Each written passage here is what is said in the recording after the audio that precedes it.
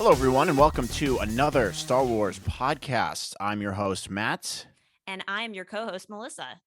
and today we're going to be talking about Galaxy's Edge, our trip to Galaxy's Edge in Disney World. We're going to do a little bit of a review for you guys in between TV shows right now, but it was a really good experience. We have a lot to get into, but first, before we get into that, wanted to jump into some Star Wars news because there was a couple things that have happened since we last spoke. But before we get into all of that, which I know you guys are dying to hear about, don't forget to like and subscribe on YouTube, Instagram, Twitter. Click the notification bell on our page. We're on Spotify, Apple Podcasts. Leave us a review. We really do appreciate it. If you guys enjoy this show, let us know. And if you guys have thoughts about the show or anything else, don't be afraid to leave a comment or go to our community page and engage with us there because we read those comments on our page and our show all the time. So it'd be great if you guys could do that. But with that being said, let's jump into Star Wars news.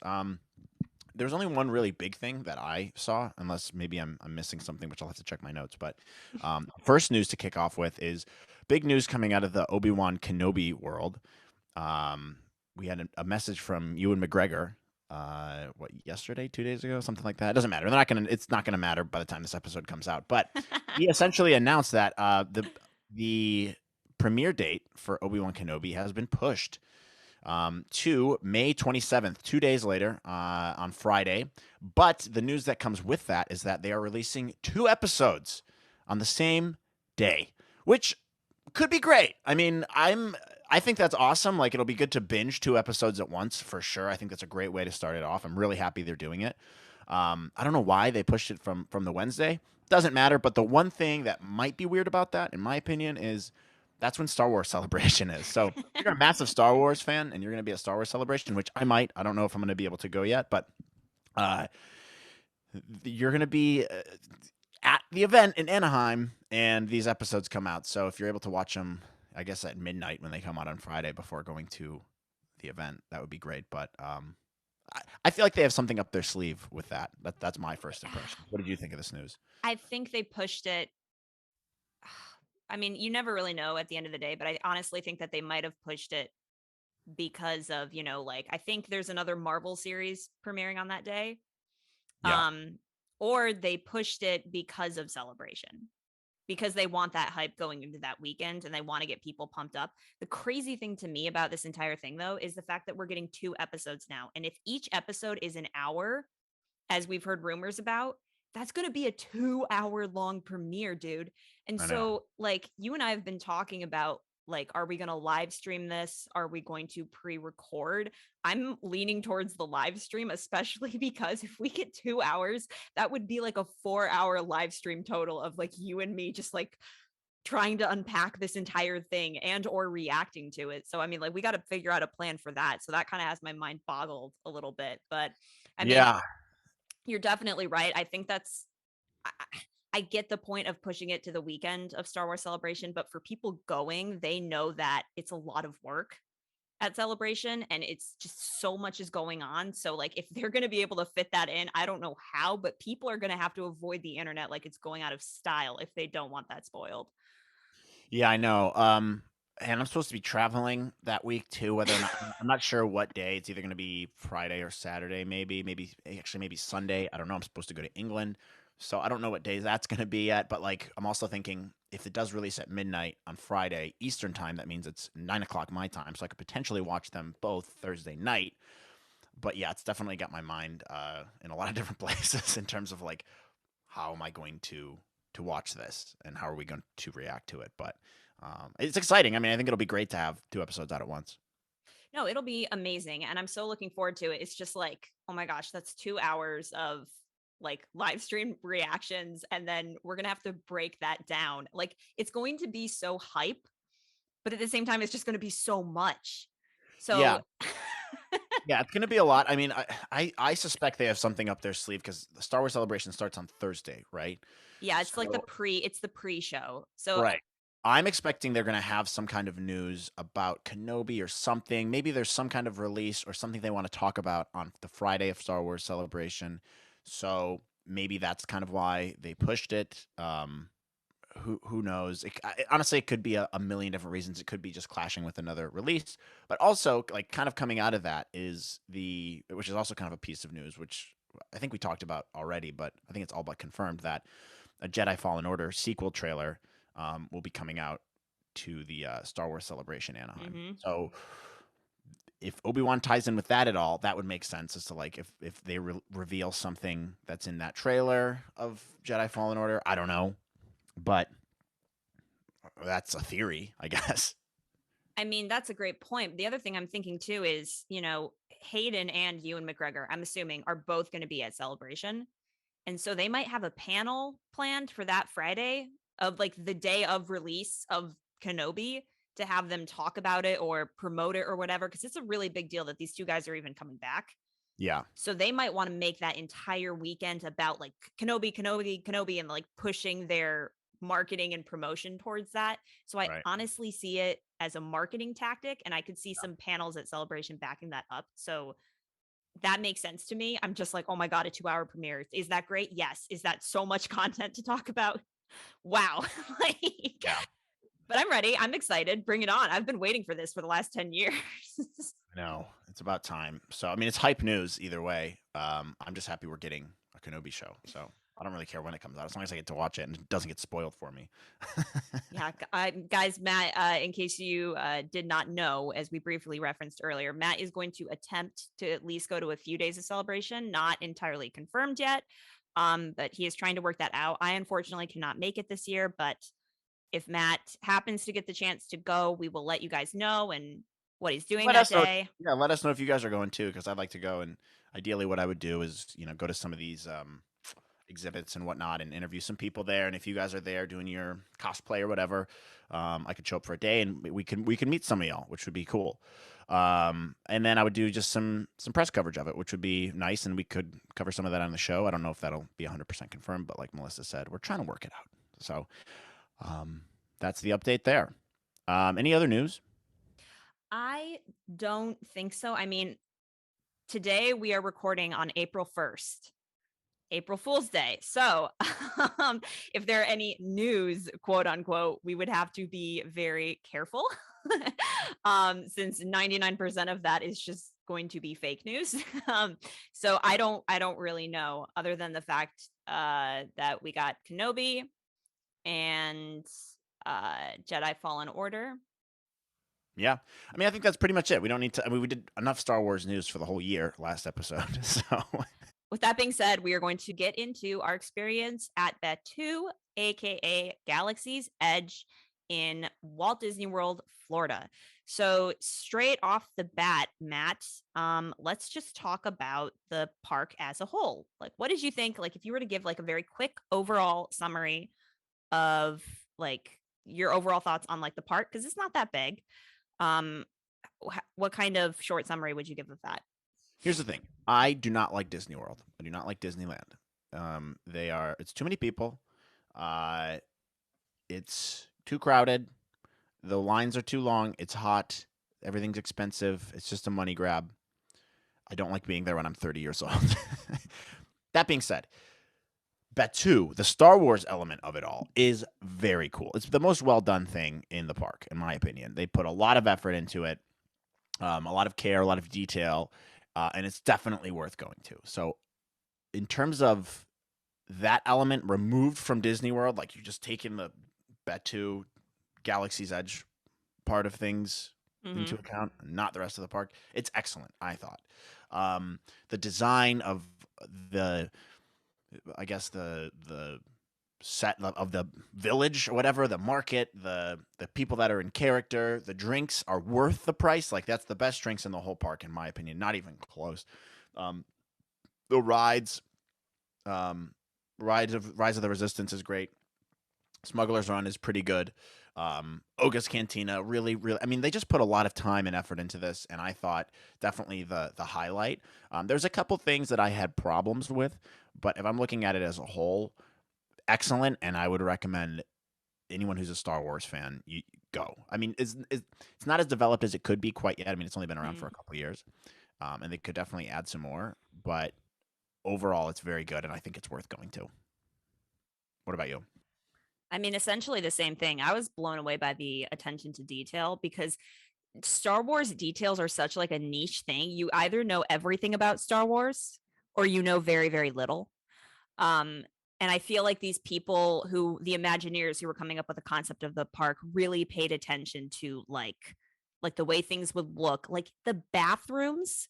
Like I know that this is such like a little thing, but like the design of the bathrooms and like the bathrooms look really Star Warsy. And I'm like, yes, this is where people would go to the bathroom in the Star Wars universe because they'd Yeah. have like the little panels on the wall with like the buttons that look like you're on Tatooine or something. And then in the general Star Wars area, if you guys have never been to this park, there is excuse me, overall, so just like the overall theme of the Batuu park is set in the sequel trilogy.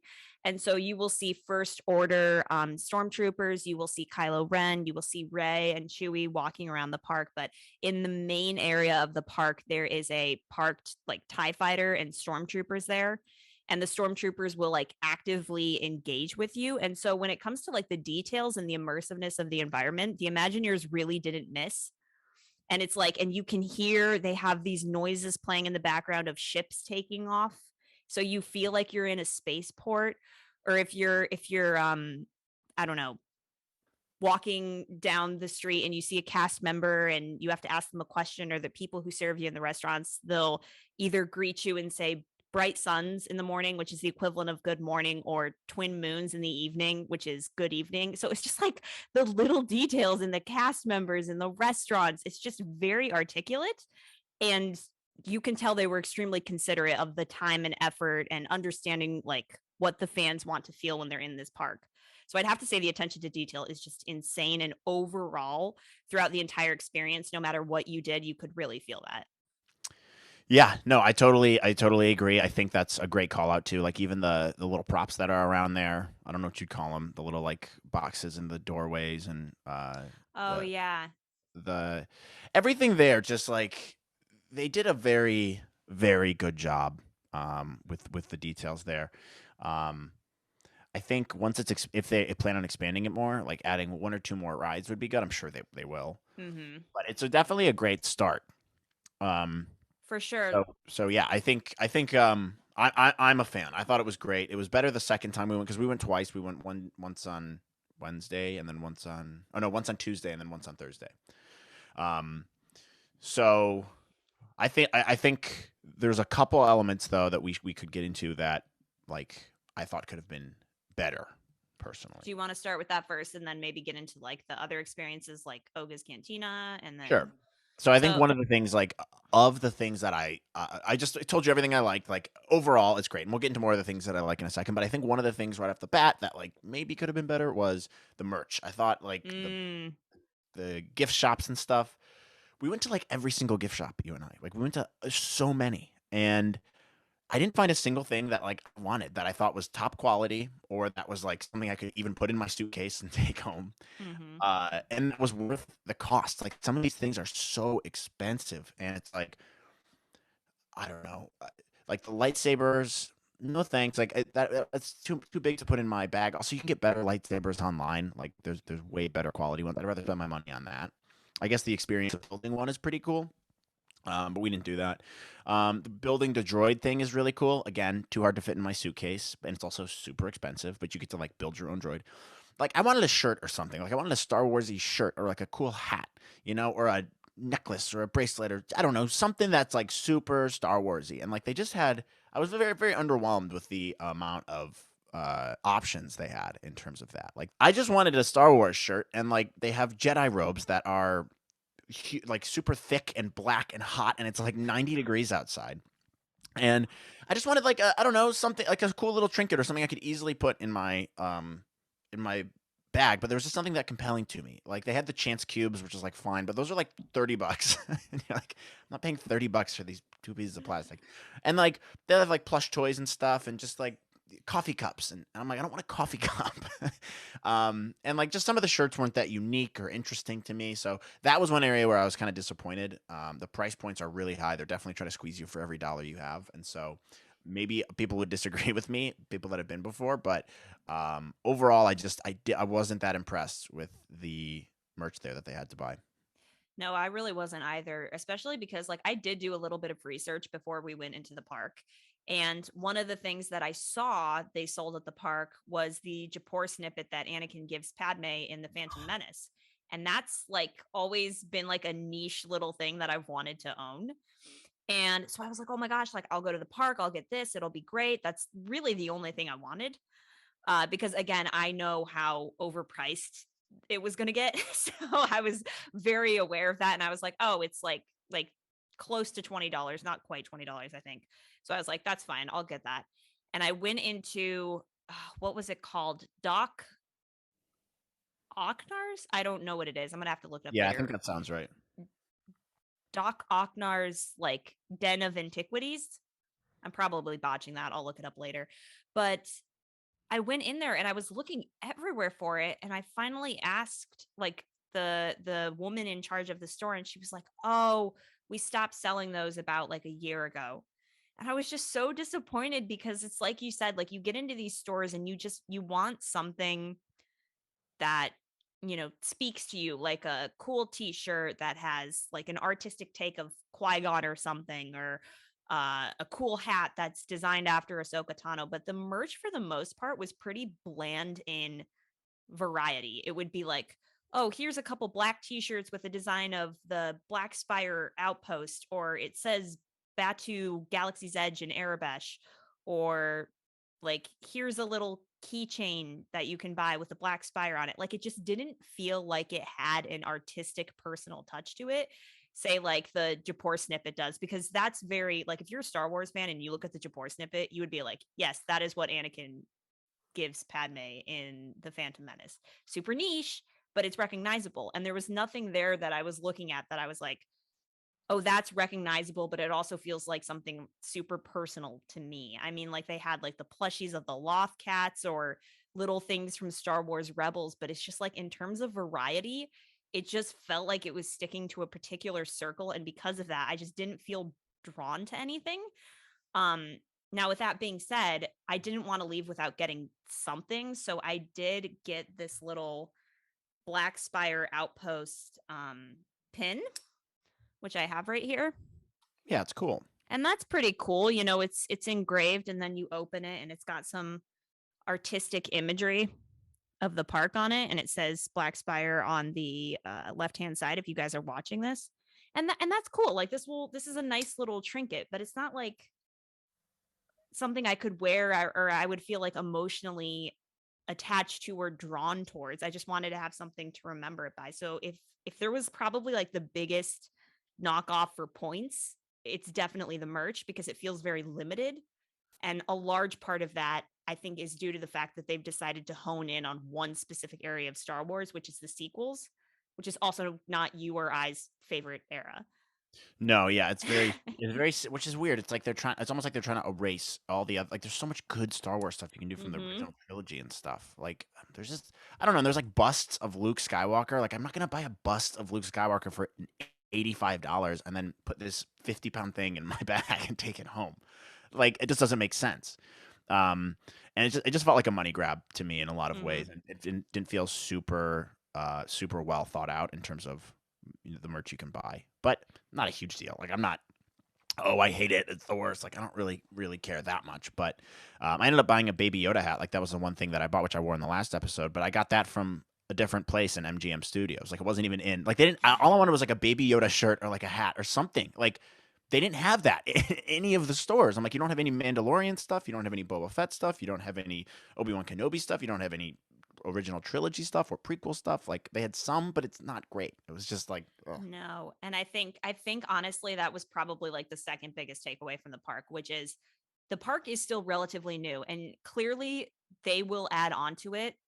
I feel like the more years go by, like the park's only 3 years old at most. But I am of the opinion that I feel like they're limiting themselves by sticking only to the sequel trilogy when arguably like The Mandalorian is the most popular Star Wars thing to come out in recent years. People love that show. They love Grogu or Baby Yoda, whichever you prefer. And the fact that there's like nothing in the park on that when that's such a big selling point is so weird to me because Yeah. they've hyper focused in on the sequels and they're trying to push the sequels and be like, oh, look, here's the sequel characters. Like, Kylo Ren and Rey, and you have all these characters, but that's not even their most marketable point. And I just feel like if they didn't limit themselves so much and they actually added like prequels and original trilogy merch and like the younger versions of these characters and Baby Yoda, like they would be able to sell a lot more and make double the profit that they're making now. Yeah, I agree. I agree. But with that being said, there were some other really good elements that I think kind of made up for it. And one of those being Oga's Cantina, which let's talk about that for a little bit because Yeah. I thoroughly enjoyed it. That was probably it's one of my favorite parts of the park for sure. Hard to get into, but Yeah. you managed to sneak us in there. So yeah, definitely. If you guys have been to Oga's Cantina or if you've gotten a reservation before, you know how difficult it is to get into this highly exclusive bar only for the elitist Star Wars fans. Uh, but here's the thing. I tried to get us a reservation several days in advance, and these things are like booked the second they open. Like these things are hard to get into, as hard as it is to like get a Jedi Master Pass for Star Wars Celebration. Like it is difficult. And believe me, I tried in advance. So as it turns out, we could not get a reservation, but Matt had told me about this, I think it was a TikToker Yeah. that was talking about like if you can't get a reservation, just go up and get on the waiting list. And 9 times out of 10, someone will cancel and you will get into the bar. So we went back to the park, I think this was Thursday evening. And we got into the park and I bolted up to Oga's Cantina. And I told the girl working there, I was like, can you get me on the waiting list for. Now, we had 13 people in our party, and that's a lot of people to bring to a park in general. So I said 13 people. Can you put us on the waiting list for 13 people? And she immediately makes like a super cringy face. And she's like, I don't think I can do that. And I was like, okay, can you get 6 people in? Like, is that doable? And she goes, yeah, I could put you on the waiting list for 6. Legit, a half hour later, because I had been standing there for 45 minutes, a half hour after that, this young woman comes up with her husband and she's like, I'm so sorry. We have to cancel our party of 7 or whatever, a party of 6 or 7. And I like my heart stopped. I was like, oh my God. And she was apologizing. She was like, thank you so much, though, and left. And then the girl was like, okay, if you stay in this area with your party of 6, if we get this open and we call your name, then you can get into the bar. And so I went over, I grabbed Matt, I grabbed my older sister, I grabbed my dad, I grabbed my brother Mike. I ran over, I said, you got to wait here until this girl calls us to get in. 40 minutes later, they call us, we get into Oga's Cantina and we get a booth, which is also extremely rare because 9 times out of 10, you get into that bar, you're going to have to stand at the bar or at an assigned table. But miraculously, we somehow got a booth. And that is the story of my heroism in getting us a seat Yeah. in Oga's Cantina. Yeah, I mean, we still had to wait for a while, but it was great. I mean, the ambiance there, they put so much attention to detail from the little robot that's DJing with their original songs to the uh, servers to the actual drinks themselves, which are some of the best drinks I've ever had. So like I was expecting it'd be cool, but I didn't really know what like how in depth it would really be. But like you get to the table, the servers are all in character. The drinks are all Star Wars themed, Bespin Fizz, Jedi Mind Trick, Fuzzy Tauntaun, and like I got a Fuzzy Tauntaun, you got a Bespin Fizz, I think. My dad got a Jedi Mind Trick, and like they're all so good. And then what did Beth get? She got a Rhodesian something. Oh no, I She got like the was it. Jello shot thing. Maybe it was Oga's obsession. No, it was Rhodesian something. Oh well, then I mislabeled that on our TikToks. Oh well, it Whoops. was like a it was like a little like petri dish thing with like little boba eggs in it with like Jello, and it I tastes thought. like something out of Star Wars. It had like pop rocks in it and stuff. Really, really, really good. And then like the fuzzy tauntaun, they have like this crazy foam fizz on top, super fruity drink. A lot of alcohol in them too. We didn't get any food, um, It's but like called. I think By the way, it's called the Rhodian ration. okay, there you go, Rhodian ration. I That mislabeled that. and that was excellent. It's like a Jello shot. It's like an alcoholic food. And then like yours was my favorite, the Bespin Fizz. They put like dry ice in the bottom so it bubbles, and like they put them in these really cool glasses.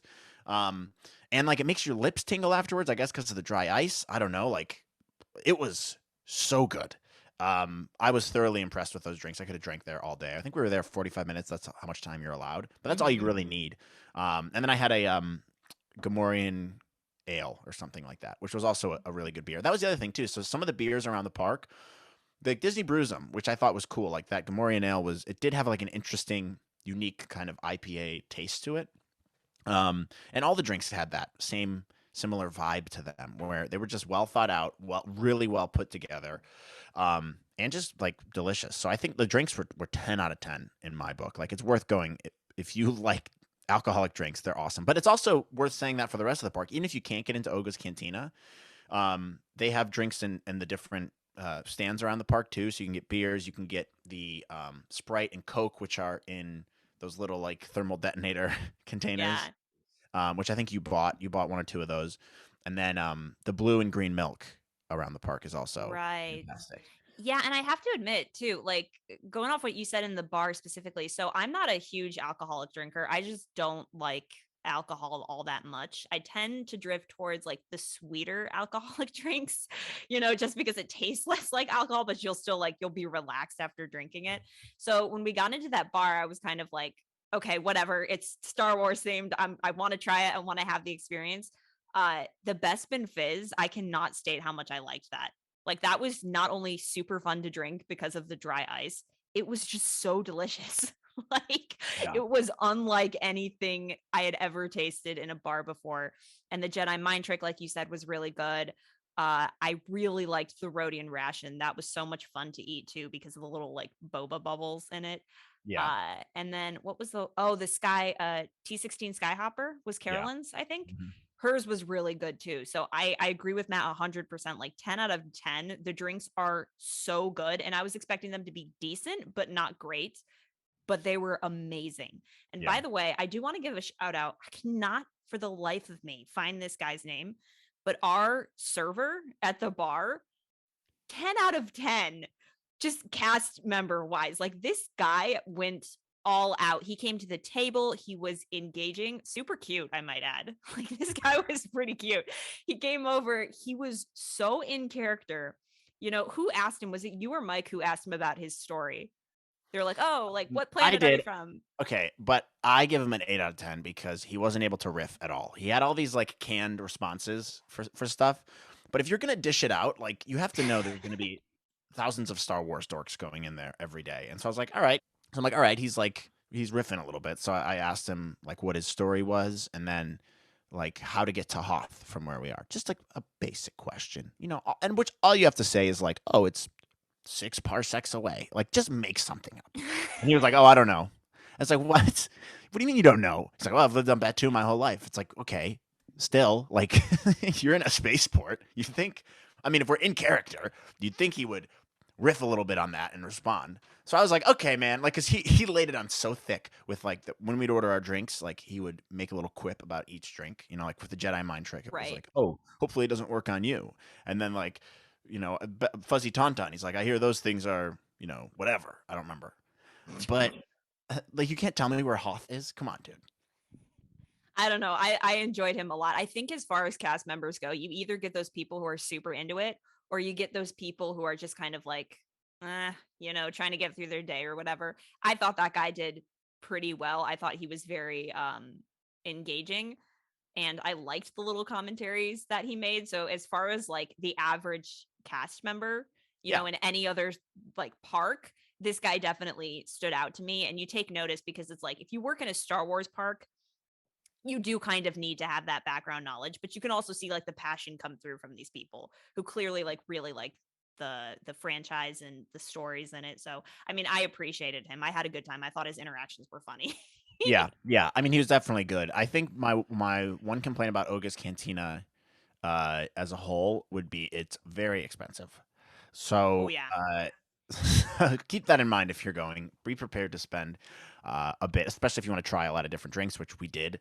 I spent quite a bit of money there, so that would be my one. But I mean, it's Disney, so it's like that's to be expected. But that's like my one criticism. And in my opinion, it's still kind of worth it. Like whatever. Like we waited to get in there. The drinks were fantastic. Like the experiences great. And the engagement from all the employees there, cast members, whatever, was great. But it's definitely expensive, so keep that in mind if you are going to plan to go.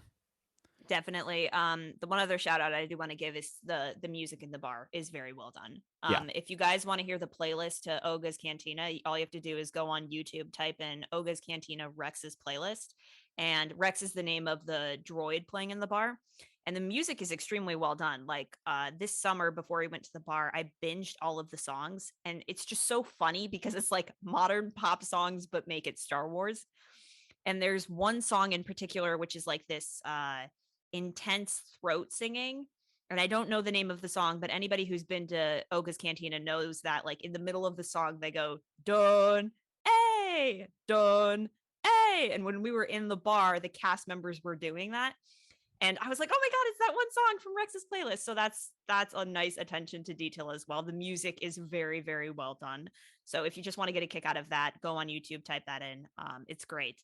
yeah. But staying on the topic of the drinks, let's talk about the blue milk and the green milk, which I think was a huge highlight of this park because that is the most blue milk I've ever had. Yeah, I drank about 9 of them. I had so many. That's where I spent most of my money. I had well, so a couple things here that you should know. You can get them non-alcoholic. So if you're not a Mm, drinker, don't worry. It's like $6 cheaper if you get them non-alcoholic. If you get them alcoholic, it's a couple bucks more, but it's worth it in my opinion. They're excellent, excellent drinks. The green one's a little bit more fruity, tropical. The blue one is just more of like a smoothie, like a smooth blue moony type of taste. Um, Really, really good.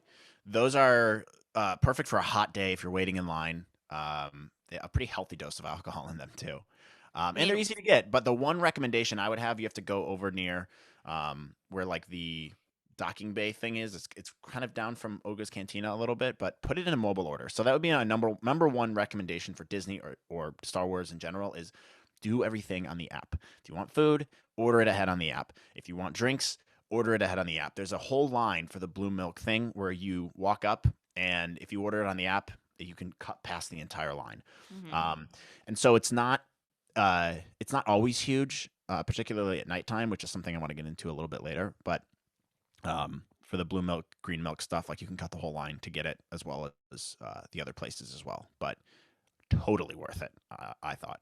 Yeah, I'm actually glad you brought up the mobile order thing because that was a huge lifesaver just in the park in general when it comes to food and stuff. Because Yeah. like you're eating every 2 hours or so, or you're drinking every 2 hours or so because you're just going through so much energy. But I think also worthy of note is that the blue milk and the green milk are entirely vegan, I think, right? Because it's made with some kind of oat milk, I believe, and it's Oh, delicious. It's yeah. so good, but I think like if you get it with alcohol, the green milk is vodka and the blue milk has rum. No, it's the other way around. It's the blue milk has vodka and the green milk has Bacardi, I believe. Oh, okay, okay.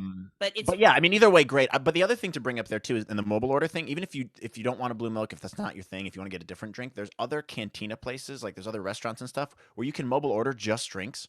It's ready in like 2 seconds because it takes 2 seconds to make a drink, and you just cut the entire line and can grab your drinks up there. That's something I didn't see almost anybody doing. Was just using the restaurants for drinks if you wanted to get some alcoholic beverages. I mean, even for the food, sometimes it depends on how big your order is, but it goes pretty fast if you order your food on the mobile app. So that was a huge hack, I think, for us, just keeping things efficient. The other way you can do things, this is just another tip, is I, I would recommend going to the park at night. The lines are going to be way, way shorter. People have been at Disney all day. Um, they're excited to be there. So they kind of filter out more towards night. So the lines for Riders of the Resistance is almost nothing. The drink lines are not as much. Oga's Cantina is not as bad. So that would be another, I think, huge game changing tip would be try to go to the park at night if you can. I mean, going to the park in the day would be fun too. But if you want to get on everything and be efficient with your time, going at night, I think, is the move. definitely for sure 110% because you and I were there during the day and then at night we went back and it was like it was legit, for lack of a better metaphor. It was a day and night difference in the experience itself. Yeah. Uh Real quick though, before we get on the topic of things like Rise of the Resistance and Smugglers Run, in the restaurants such as Docking Bay 7, which is where I went with one half of the family to primarily get our food. I gotta say that Batuu, this park, has probably the best food in all of Disney because it feels like the least artificial food and it feels very homemade in this weird kind of way. Like somebody actually put love and care into it. It might be second only to Animal Kingdom's Pandora Land. Might be second, not sure. But the food that we got at Docking Bay 7 was so good. It was like vegan meatballs with oh my gosh, the Lebanese in me is killing me. What do you dip pita bread in? Help me. Hummus? Hummus. Oh my god. Jesus. I could not think. I just totally blanked there. Um, it was like vegan meatballs, hummus, pita bread.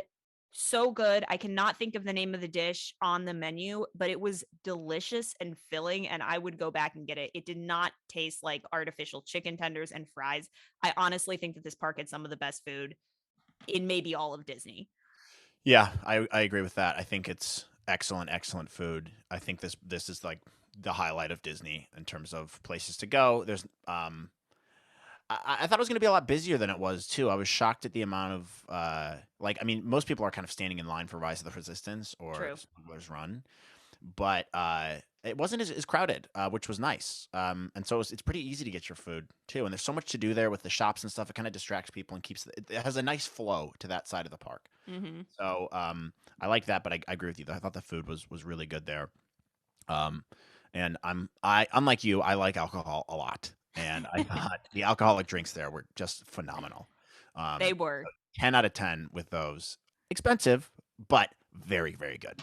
very good. Totally worth it. I wish I could have had one last blue milk before we went. But at least hey, now we know that Luke's Aunt Brew was just trying to get him hammered in a new home. She sure was. She sure was. Sorry. So let's talk about Rise of the Resistance, the most highly anticipated ride of this park, and one that you and I were noobs about because we waited for 3 hours to get Yes. on the ride the first second we got into the park. Not That my was a decision. mistake. Not my decision. And huge mistake. So right off the bat, guys, if the line is 3 hours, do not wait. It will shorten. I promise you. We waited about the longest. I don't think it'll get longer than 3 hours. We were just like, whatever. Let's just wait. We're in the park early. Huge mistake. Can I Because give a like, disclaimer real quick? okay, We tried to get a genie pass. So I posted on our TikTok that we waited in line for Rise of the Resistance for 3 hours. The TikTok blew up. I don't know if you saw it, but everybody was commenting. They were like, why didn't you get a genie pass? Why didn't you get a pass? Why didn't you get a pass? And you can pay $20 to like just go ahead of everybody else.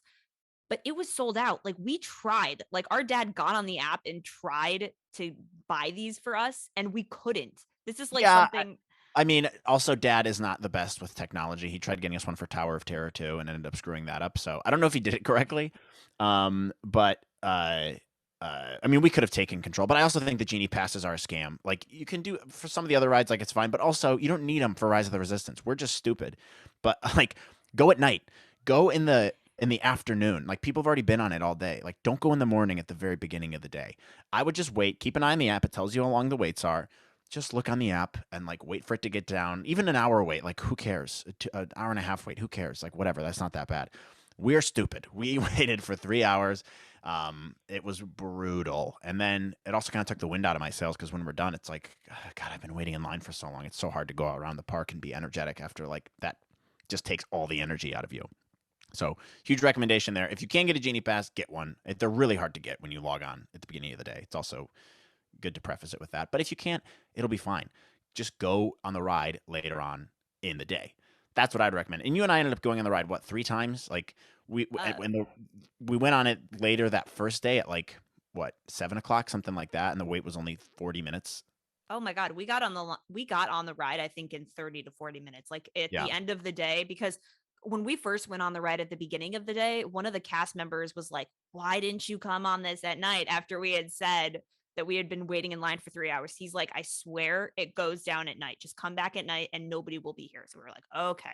But we also had the benefit of it had been raining in the park yeah, later in the afternoon. So that causes a lot of parents to dissipate out of the park with their children because you know you have crying children. You don't really want to drag them around at that point. So we went at the end of the day and we got in at like 30 or 45 minutes. And because of that, trick that we learned due to our mistake earlier in the day. We got to ride Rise of the Resistance like 3 or 4 times, which was awesome. Yeah, and it's a great ride. It's the best ride I've ever been on. You have to go on it if you're there. Yeah. So I need let's also say that. I don't know if it's worth a 3 hour wait, but it's worth going on. Like you should, if you're at Disney World, make a point to go on this ride. It's the best ride, bar none. Like not even close. There's a lot of really good rides out there. Like Universal Studios, I really like the Transformers ride out here. It's similar to that. You don't have to wear 3D glasses or anything. Um, but it's not really a ride as much as it is kind of like an experience. It's like 20 minutes from start to finish. Like when you first get in the transport thing, um, and then the first order officers come in and you walk through like a docking bay and a Empire ship or whatever. Like that's really cool. And then you get on the actual ride and it's like on these magnetic rollers. And so it kind of just takes you around the ship if you guys aren't familiar with it. I'm sure most of you are. But like in my opinion, best ride. Like it's so well done. I can't imagine how much it costs to make that thing, but it's an unbelievable ride and worth going on multiple times. I think because there's different experiences you get too, depending on which car you get put in. Yeah. For sure. And they really make an effort to make you a part of the story. So I really like what you said about the ride being an experience because as you're waiting in line, you get to a point in the line where you're taken into this room and, Poe Dameron is talking to you like on this screen about the mission that you, the people on the ride, are about to partake in. So you guys are the cast members. You guys are like resistance fighters, and you get an incoming transmission from Ray, which by the way, the technology for that, for the hologram with Yeah, very Ray cool. talking to you, that was unbelievable. Yeah, That was so well done and so cool. So she talks to you, she tells you about the mission, and then you are taken into this transportation ship driven by not Admiral Akbar, but some other no name character species yeah, like Admiral Akbar. I can't think of the name. You're going to have to forgive me. I was so caught up in the ride. But then you're on the ship, you are captured by the First Order, and then you are taken into the landing bay of a star destroyer where you are met by all of these First Order stormtroopers. And it's insane, and they make it an experience for you. They treat you like you are part of the Star Wars universe, and you're taken prisoner and then you're rescued by the Resistance. It's incredibly well done. I mean, the first moment that you and I walked off that transport ship and into the hangar with all of those First Order stormtroopers, like yeah, they were moving, like their heads were moving yeah. as we were walking up. Oh my God. And there's a TIE fighter in there, and it looks like you're sitting. Like they have this big screen behind it, so it looks like you're looking out into space. It's excellent. You should put some of the videos in there from here. I actually have like a kind of a reaction video of me on I'd say 90% of the ride. Um, so maybe we'll post that on the channel or something. Beth and I were sitting in a car in the back, but I thoroughly impressed. Like it was so much fun. The cast members too. The guy when we first got on the ride, I think his name was Brian in Arabesh. But the First Order guy that like led us to our lines, that guy was devoted in character. And I think my sister, guys, my sister Rachel, she said it best. She said that guy was totally the theater kid in Yeah, college because this guy had it down to a point. He was harassing you and Beth. yeah, it was. Like, if you guys want to watch this, I did upload these on TikTok at star_wars_pod, and it is actually on our YouTube channel now. But this guy was like heckling Matt and his fiance. Yeah, it And so was. he was devoted. So it just made the experience more fun. And then from there, when you're waiting in line, and it looks like, the hallway of these Star Destroyers, you're taken into an interrogation room with General Hux and Kylo Ren. And Kylo Ren is unsuccessfully, in my opinion, trying to be intimidating. I don't find him that scary. And he intimidates you in that room, and you're interrogated, and then you get rescued by the Resistance, and then the ride begins. Which it's just such an incredible ride. Like Matt said, it's so immersive, and the magnetic rollers on the floor. I think that's the new technology for rides, by the way. I think that's gonna Yeah, knock everything else it's a out. better way to do it. Like if you want to go on a roller coaster, that's one thing, but if you want to take people through an experience, like this is an experience. You're not going to get really sick on it. There is a drop at the end. I don't want to give anything away, But just keep that in mind. Like if you don't like drops, it's very mild. It's like 2 seconds. So if like Beth hates drops, but she liked this ride a lot. My fiance Beth. Um, it's just it kind of takes you through and you get to see cool stuff. So it's not like super scary. It's an experience. I wouldn't really call it a super intense ride, but it's a 10 out of 10. It's the best ride I've ever been on. Hopefully they make more rides like that. But it's the best ride at Disney. It's not even close. Yeah, and if you guys want to see the details of the ride, again, we did upload them to this channel and they're also on our TikTok. And I'm still uploading those videos slowly week after week so you guys can see what those experiences are like. I would have to say, I've always wondered, after we got on and off the ride a few times, how much scarier would that ride be if it was Darth Vader? I know, but you can't do that because it's not the most recent movie that came out. Like I get why they made it, Kylo Ren and stuff. It would be way better if it was Darth Vader. No, I mean, like, imagine how much scarier. I mean, there's a Right. point where Kylo Ren is chasing you, and Yeah, I think the bejesus would have been scared out of me if that was Vader. yeah, for sure, 100%. Vader's just a better villain, but it's still an amazing ride. It would have been, I think, yeah. But you and I are original trilogy people and prequel people, so of course we're gonna hope for that. Um, but that ride is great. The other ride that's there, let's move on to the next ride that's in Sure. Batuu, which is the Smugglers Run. Now, there's a couple things to note here. This one is a Millennium Falcon ride. Um, Number one thing that people should know before trying to wait in this line: there is a single rider line. Okay, Yeah. go on the single rider line.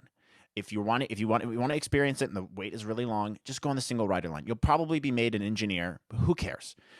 Um, and let me explain that real quick. So this is a Millennium Falcon ride where you go up in pairs of six. There's two people as pilots, two people as gunners, and then two people as engineers. The solo rider line takes you to the very front. We waited for I think 2 minutes when we first went on it. Not Not even. even. It was like 30 And seconds. um, we waited. I got to be an engineer with Beth. But the engineer one is fun. I think you get to press a lot of cool buttons and you get to see you get a really good view of what's happening. Um, you don't have that immersive experience of waiting in line, which I'll get to in a second, which is what the normal line is, because you cut the whole thing through a separate thing. But if you want to get on the ride fast and experience it, go to the single rider line. Like that's the way to do it. It's not always open. It wasn't open the second time we went on it, but that second time we went on it, the wait was only like 40 minutes or something. So Um, easy. so I would say single rider line. Now this ride, if you want to go on the second, if you want to go on the main line, if the wait's an hour and a half, or whatever, it's a very cool waiting area too. Like Yeah. it's a very cool bay that you're in, and it's an easy wait. It doesn't take too long. The ride goes pretty fast. You have Hondo up towards the front explaining things to you. He's kind of the one who walks you through the whole ride, which is super cool. And then you get into like the Millennium Falcon ship. You get to like the part of the waiting is in like the chessboard area of the Millennium Falcon, which is awesome too. So either way, like it's great. But if you want to get on it really quickly, single rider line is the way to go. Absolutely. I totally agree with that. But it is an experience to wait in the main line because Yeah, I got to go on that ride twice, once in single rider and then once with our family's group. Single rider, again, like Matt said, is not long. So it's probably the better bet if you don't want to wait. But the line will get down to 30 or 40 minutes in the later evening, which is what happened the second time we went. And they do a great job of immersing you in the Star Wars world in that line because it's like you're walking through a hangar where the Millennium Falcon is like being repaired and you can hear Hondo's voiceover like yelling at his workers to like fix the ship and then you can hear the commentary of the workers back. So they do a great job of like entertaining you in that line and the attention to detail like on the Falcon for example is insane. Like it's so cool. So I would almost recommend waiting in the main line at least once just for the experience of what they show you when you're walking through the line. And then yeah, the general area of the Millennium Falcon with the chessboard and then like the classic look of the ship is insane. And it's yeah, an opportune moment for pictures. So if you can go in there and get a few pictures like we did, I would highly recommend that you do that. And then there is the ride itself, which is so delightful to me that they picked Hondo to yeah, guide you through this. I do think it's a little weird that they picked Hondo, but at the same time, I think it's very humorous. Because, if you're a huge Clone Wars fan and you watch the Clone Wars, you know that Hondo is basically the Jack Sparrow of the Star Wars universe. Um, And he's just a funny, entertaining character. So that was kind of a delight. And he explains the mission to you, and they have this amazing animatronic as you're waiting in line. So I thought that was a fun choice of character, and that made me really happy as a huge prequel and Clone Wars fan. And then there's the actual ride itself. So I got to be an engineer, and then I got to be a co-pilot at least once. What were your roles? I think you were pilot and engineer. Yeah, yeah. Pilot and engineer. Those are the best ones. Don't do gunner. I think the gunner's kind of a you're just pressing a button. It's not as cool as it sounds. But the pilot one's great because you get to press the you get to use the lever, which is something I've always wanted to do to go to light speed. And you're not. I mean, it's they're all pre-programmed stuff, but it feels really cool when you get to push that lever for it and jump into hyperspace. Um, and the engineer one's great too because you're actually like pressing buttons to help fix the mistakes of the people in front of you. It's a little bit of a jerky ride. Like if people get nauseous on stuff like that, maybe not the best ride for you. But I love that stuff. I thought it was great. It's a very immersive, fun ride. My mom, who tends to get really nauseous on rides, did not get nauseous at all. It was her favorite thing that we did when we were in Disney World.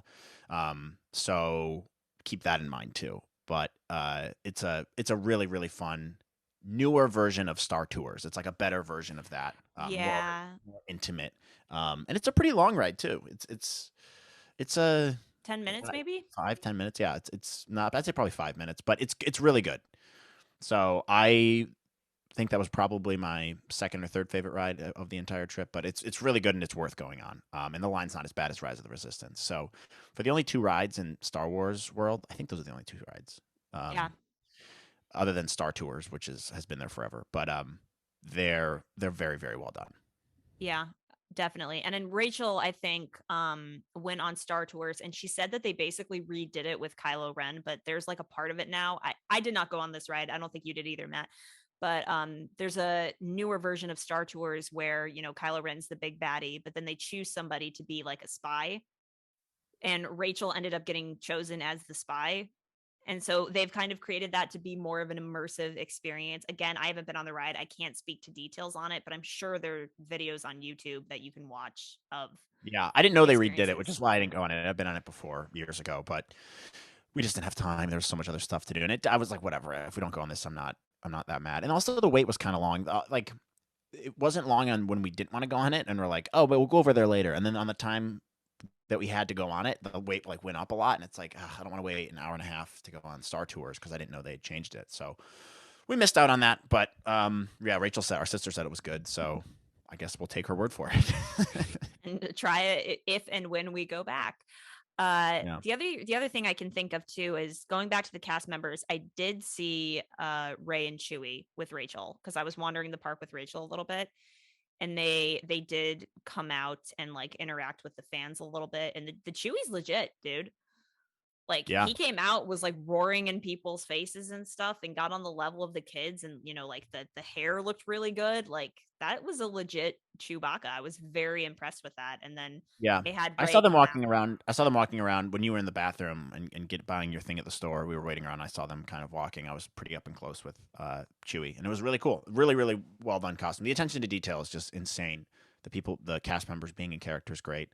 The design of the sets, I guess you'd call them, is really good. So overall, I think Galaxy's Edge Batuu is like unbelievable. Really well done.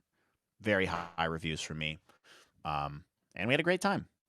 We did. I would be interested to see how and if they would expand the park. I would like to see some inclusion of the original trilogy and prequel trilogy and like Mandalorian. So, like in an ideal world, it would be so cool if they had like a general Star Wars park with like different parts of the park having a different era of Star Wars.